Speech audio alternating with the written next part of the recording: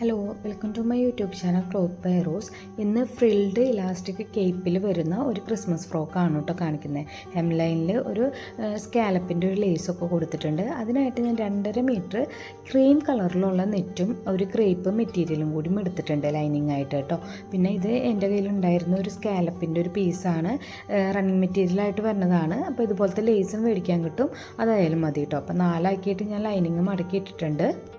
ഫ്രണ്ടും ബാക്കും ഒരുമിച്ച് തന്നെയാണ് കട്ട് ചെയ്യണത്. അതിനുശേഷം നമ്മൾ ഷോൾഡർ അലവൻസ് വിട്ടിട്ട് 5 ഇഞ്ച് ഷോൾഡർ അലവൻസ് മാർക്ക് ചെയ്തിട്ടുണ്ട്, ഷോൾഡർ മാർക്ക് ചെയ്തിട്ടുണ്ട്. ശേഷം 4 ഇഞ്ച് മിഡാം ഹോൾ ലെങ്ത്തും മാർക്ക് ചെയ്തിട്ട് 6 ഇഞ്ചാണ് നമ്മളുടെ ചെസ്റ്റിൻ്റെ അളവ് വരുന്നത്. അതായത് ചെസ്റ്റിൻ്റെ കൂടെ 22 ഇഞ്ചാണ്, അതിൻ്റെ കൂടെ 2 ഇഞ്ച് ആഡ് ചെയ്തിട്ട് 4 കൊണ്ട് ഡിവൈഡ് ചെയ്തു.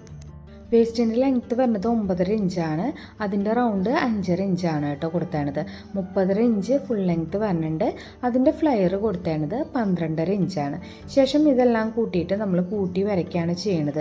എയർലൈൻ ആയതുകൊണ്ട് തന്നെ അടിഭാഗത്തെ സൈഡിൽ ഞാനൊരു 2 ഇഞ്ച് മുകളിലോട്ട് മാർക്ക് ചെയ്തിട്ട് അതൊന്ന് ഷേപ്പ് ചെയ്ത് കൊടുത്തിട്ടുണ്ട്. ഇല്ലെങ്കിൽ തൂങ്ങി വരാനുള്ളൊരു ചാൻസ് കൂടുതലാണ്, അതുകൊണ്ടാണ് അങ്ങനെ ചെയ്തത്. അപ്പോൾ എയർലൈൻ ചെയ്യുമ്പോൾ എപ്പോഴും നമ്മൾ സൈഡൊന്ന് ഇതുപോലെ ഒന്ന് ഷേപ്പ് കൊടുക്കാനായിട്ട് ഓർമ്മിക്കണം കേട്ടോ. ശേഷം നമ്മൾ ഈ മാർക്ക് ചെയ്ത സൈഡിൽ സീം അലവൻസ് 2 ഇഞ്ച് വീതം വിട്ടിട്ട് നമ്മൾ ഈ ഭാഗമൊക്കെ മാർക്ക് ചെയ്ത് കൊടുത്തിട്ടുണ്ട്. ആം ഹോളും റൗണ്ട് ചെയ്ത് മാർക്ക് ചെയ്തിട്ടുണ്ട്. കുഴിച്ച് വെട്ടിയില്ലെങ്കിലും കുഴപ്പമൊന്നുമില്ല, ആം ഹോൾ കൃത്യമായിട്ട് വരണില്ല. അതിനുശേഷം നമ്മൾ 2.5 ഇഞ്ച് നെക്കിൻ്റെ വൈഡും 2.5 ഇഞ്ച് നെക്കിൻ്റെ ലെങ്ത്തും കൂടിയിട്ട് മാർക്ക് ചെയ്തിട്ട് നമ്മളതൊരു സ്ക്വയറായിട്ട് വീണ്ടും ഒന്ന് ഷേപ്പ് ചെയ്ത് കൊടുക്കുന്നുണ്ട്. ശേഷം അതൊരു റൗണ്ട് നെക്കായിട്ടാണ് കൊടുക്കുന്നത് കേട്ടോ. നമ്മൾ വരയ്ക്കണ ആ ഒരു നെക്കിൻ്റെ ആ ഒരു റൗണ്ട് ഉണ്ടല്ലോ, അതൊന്ന് മാർക്ക് ചെയ്ത് വെക്കുക. എനിക്ക് 4 ഇഞ്ചാണ് വന്നേണ്ടത്. അപ്പം 4നെ 4 കൊണ്ട് ഹരിക്കുമ്പോൾ 4 മടക്കിയിട്ടാണല്ലോ ഇട്ടേണത്. അപ്പോൾ 16 ഇഞ്ച് ഒരു അളവ് വരുന്നുണ്ട് കേട്ടോ. അതിനുശേഷം നെക്കിൽ നിന്ന് നമ്മുടെ ചെസ്റ്റിൻ്റെ അളവിലോട്ട് ഞാൻ ഇതുപോലെ മാർക്ക് ചെയ്ത പോലെ ഒന്ന് ഷേപ്പ് ചെയ്ത് കൊടുക്കുക. ശേഷം നമ്മുടെ ഈ മാർക്കിങ്ങിൽ വെച്ചിട്ട് നമ്മൾ കട്ട് ചെയ്യുകയാണ് ചെയ്യണത്. ഇനി നമ്മൾ എടുത്തേണ ഈ ഒരു നെറ്റ് ഉണ്ടല്ലോ, അത് നമ്മൾ 30.5 ഇഞ്ചിൽ സ്ട്രെയിറ്റ് ആയിട്ട് കട്ട് ചെയ്തെടുക്കുകയാണ് ചെയ്യണത്. ഫ്രണ്ടും ബാക്കും ഇതുപോലെ തന്നെ 2 പീസ് നമ്മൾ കട്ട് ചെയ്തെടുക്കണം കേട്ടോ.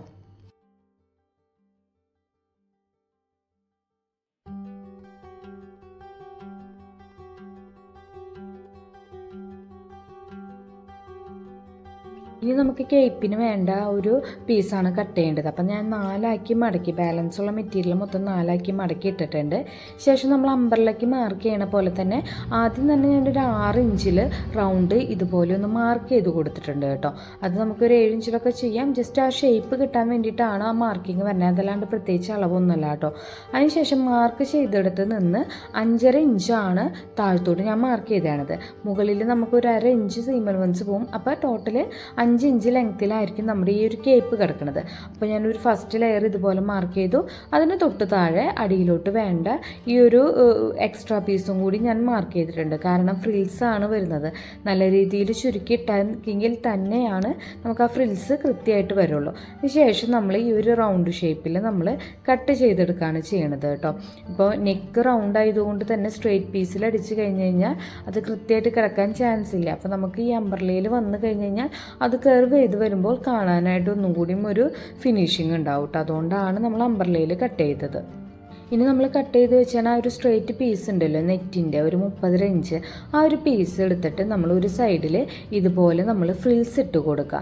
നല്ല രീതിയിൽ തന്നെ ഒന്ന് ചുരുക്കിയിട്ട് ഫ്രിൽസ് ഇടുക. ഫ്രിൽസ് ഇടുമ്പോൾ ശ്രദ്ധിക്കേണ്ട കാര്യം എന്ന് വെച്ച് കഴിഞ്ഞാൽ നമ്മളുടെ ആ ഒരു ലൈനിങ്ങിൻ്റെ വിട്ട് അനുസരിച്ച് വേണം, കട്ട് ചെയ്ത് വെച്ചാൽ ലൈനിങ്ങിൻ്റെ വിട്ട് അനുസരിച്ച് വേണം നമ്മൾ ഫ്രിൽസ് ഇട്ട് കൊടുക്കാൻ.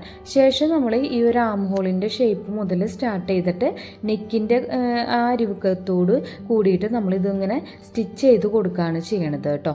ഇതുപോലെ തന്നെയാണ് നമ്മൾ ബാക്ക് പോർഷനും ഈ ഒരു നെറ്റ് ഫ്രിൽസ് ഇട്ട് കൊടുത്തിട്ട് നമ്മൾ ഈ ഒരു ലൈനിങ്ങോട് കൂടിയിട്ട് കൂട്ടി യോജിപ്പിച്ച് വെക്കണം.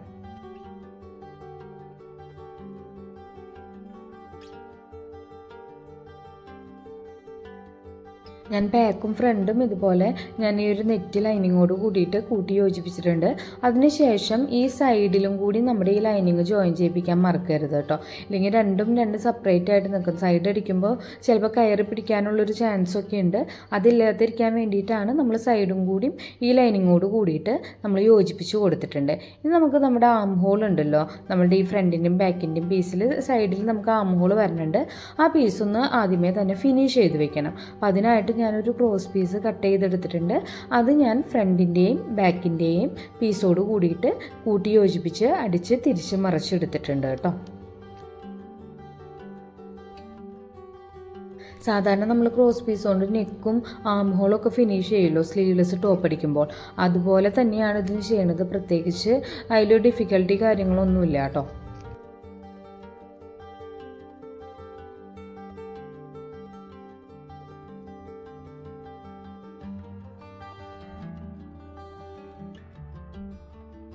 അപ്പോൾ ഇത് സൈഡ് അടിച്ച് കഴിഞ്ഞാൽ ആം ഹോൾ അടിച്ച് കഴിഞ്ഞാൽ ഇങ്ങനെയാണ് വരിക. അപ്പോൾ ഇതുപോലെ തന്നെ ബാക്കും ഫ്രണ്ടും ആം ഹോൾ നമ്മൾ ഫിനിഷ് ചെയ്ത് കൊടുക്കുക.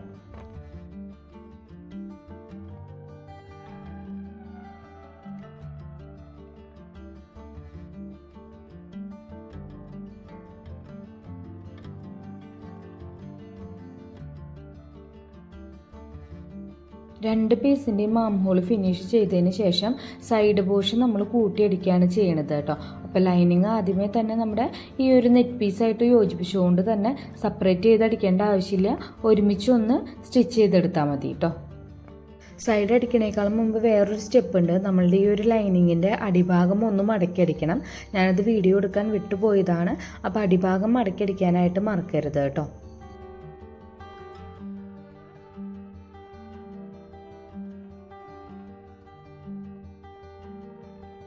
ഇനി നമ്മൾ കട്ട് ചെയ്ത് വെച്ചാൽ ആ ഒരു അംബ്രല്ലയുടെ ഒരു പോർഷൻ ഉണ്ടല്ലോ, അതിൻ്റെ ഓരോ സൈഡ് നമ്മൾ ഇതുപോലെ ഇങ്ങനെ കട്ട് ചെയ്ത് കൊടുക്കുക. കാരണം ഈ രണ്ട് പീസും കൂടി കൂട്ടി യോജിപ്പിച്ചിട്ടാണ് നമ്മൾ ഈ ഫ്രിൽസ് ഇട്ട് കൊടുക്കുന്നത്. കാരണം ഈ ഫ്രിൽസ് ഇടുമ്പോൾ അത്യാവശ്യത്തിൽ കൂടുതൽ മെറ്റീരിയൽ വേണം. അപ്പോൾ അതുകൊണ്ടാണ് നമ്മൾ ഈ അംബ്രല്ല രണ്ട് പീസായിട്ട് കട്ട് ചെയ്തെടുത്താണത്. ആ രണ്ട് പീസും കൂടിയിട്ട് ഒരുമിച്ചൊന്ന് ഓരോ സൈഡ് കട്ട് ചെയ്ത് കൊടുത്തിട്ട് ഒന്ന് ജോയിൻ ചെയ്യിപ്പിക്കുക. അതിന് ശേഷം ഇതുപോലെ തന്നെ നമ്മൾ നല്ല രീതിയിലൊന്ന് ഫ്രിൽസ് ഇട്ട് കൊടുക്കുക.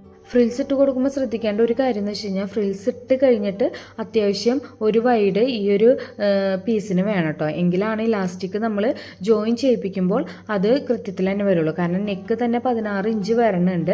അപ്പോൾ 16 ഇഞ്ചിനേക്കാളും കൂടുതൽ നമുക്ക് ഈ ഒരു പീസ് വേണം കേട്ടോ. അപ്പോൾ എൻ്റെ ഏകദേശം ഒരു 30 ഇഞ്ചോളം വന്നിട്ടുണ്ട് ഇതിൻ്റെ ഒരു അളവ്. അപ്പോൾ അത്രയും തന്നെ നമ്മൾ എടുക്കുക.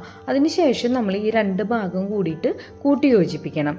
ആ ഒരു ഫ്രിൽസ് ഇട്ട് വെച്ചതിൻ്റെ ഇതുപോലെ റൗണ്ട് പീസായിട്ട് വേണം നമുക്ക് ഇത് നമ്മളുടെ മെയിൻ പീസോട് കൂടിയിട്ട് കൂട്ടി യോജിപ്പിച്ചെടുക്കാൻ. ഇനി ശ്രദ്ധിക്കേണ്ട ഒരു കാര്യം എന്ന് വെച്ച് കഴിഞ്ഞാൽ, ഫ്രിൽസ് ഇട്ട് വെച്ചതിൻ്റെ ഒരു ഭാഗം കൂട്ടി യോജിപ്പിച്ച ഒരു ഭാഗമുണ്ട്. അത് നമുക്ക് ബാക്കിൻ്റെ ഒരു നെക്ക് ഉണ്ടല്ലോ, അതിൻ്റെ സെൻറ്റർ പോർഷനോട് കൂടിയിട്ട് നമുക്ക് സ്റ്റിച്ച് ചെയ്തെടുക്കാൻ പറ്റും. അതുപോലെ തന്നെ അതിൻ്റെ എതിർവശത്തിൻ്റെ സെൻറ്റർ പോർഷനും കൂടി നമ്മൾ കണ്ടുവെക്കണം കേട്ടോ. അതായത് നമ്മൾ കൂട്ടി യോജിപ്പിച്ചാണ് ആ ഒരു രണ്ട് പീസുകൾ തമ്മിലുള്ള ജോയിനിങ് ഉണ്ടല്ലോ, അതിൻ്റെ നേരെ ഓപ്പോസിറ്റ് ഈക്വലായിട്ട് തന്നെ നമ്മളൊരു നോച്ചിട്ട് കൊടുക്കണം. ആ ഒരു ഭാഗമാണ് ഫ്രണ്ടിൽ നമ്മൾ സ്റ്റിച്ച് ചെയ്തെടുക്കേണ്ടത് കേട്ടോ.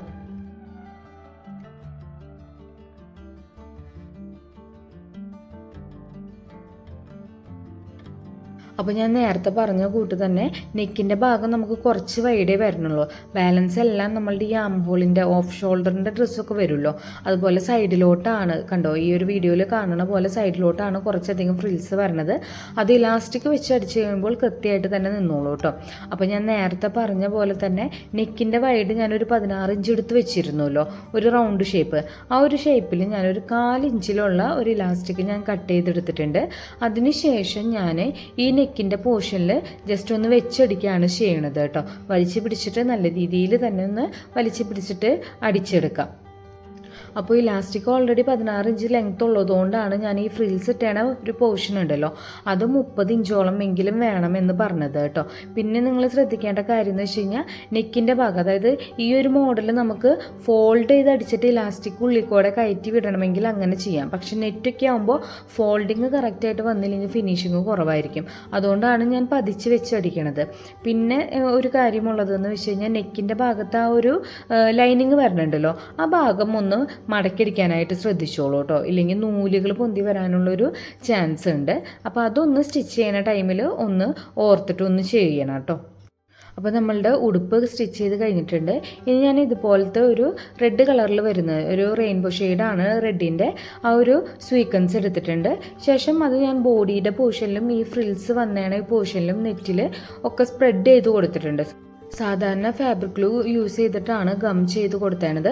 അതുപോലെ തന്നെ നമ്മളുടെ ഉടുപ്പിൻ്റെ അടിയിൽ ഞാനൊരു സ്കാലപ്പ് യൂസ് ചെയ്തിരുന്നല്ലോ, ഞാനിതിൻ്റെ സ്റ്റാർട്ടിങ് കാണിച്ചിരുന്ന ആ ഒരു സ്കാലപ്പ് ഞാൻ ഗം ചെയ്ത് കൊടുത്തിട്ടുണ്ട്. അത് ഇലക്ട്രിക് ഗ്ലൂ യൂസ് ചെയ്തിട്ടാണ് നമ്മൾ ഗം ചെയ്ത് കൊടുത്തേണത്. അതിനുശേഷം നിങ്ങളിപ്പോൾ വിട്ടു പോരാണ ഒരു ടെൻഡൻസി ഉണ്ടെങ്കിൽ നിങ്ങൾക്ക് അത് ഒട്ടിച്ച് കൊടുത്തതിന് ശേഷം അടിഭാഗത്ത് ആ ഒരു സ്കാലപ്പ് ഒന്ന് സാധാരണ ഒരു ടോപ്പ് സ്റ്റിച്ച് ഇട്ട് കൊടുത്ത് മെഷീനിൽ തന്നെ ടോപ്പ് സ്റ്റിച്ച് ഇട്ട് കൊടുത്തിട്ട് സ്റ്റിച്ച് ചെയ്തൊന്ന് ഉറപ്പിച്ച് വെക്കണമെങ്കിൽ അങ്ങനെയും ചെയ്യാം കേട്ടോ. ഇതിപ്പോൾ മെറ്റീരിയൽ സ്കാലപ്പ് നിങ്ങളുടെ കയ്യിലില്ലെങ്കിൽ ഇതുപോലത്തെ ലേസ് കിട്ടണുണ്ട്. നമ്മുടെ സാധാരണ ടൈലറിംഗ് ഷോപ്പിലൊക്കെ പോയി കഴിഞ്ഞാൽ ഇതുപോലത്തെ ലേസ് ഒത്തിരി അവൈലബിൾ ആണ് കേട്ടോ. അപ്പോൾ അത് നമ്മളുടെ ഈ ഒരു ഉടുപ്പിൻ്റെ ഫ്ലെയർ അനുസരിച്ച് ഇപ്പം നമ്മൾ ഫ്രണ്ടിലോട്ട് ഒരു പീസിൻ്റെ നെറ്റിൻ്റെ ഫ്ലെയർ കൊടുത്തേണ്ടത് 44 ഇഞ്ചാണ്. അപ്പോൾ ഒരു 1.25 മീറ്റർ മേടിച്ചാൽ മതിയാവും. അപ്പോൾ ഇതിൻ്റെ ഫൈനൽ ലുക്ക് വരുന്നത് ഇതാണ്. അപ്പോൾ ഇഷ്ടപ്പെട്ട് കഴിഞ്ഞാൽ ലൈക്ക് ചെയ്യുക, ഷെയർ ചെയ്യുക, സബ്സ്ക്രൈബ് ചെയ്യുക. ബൈ.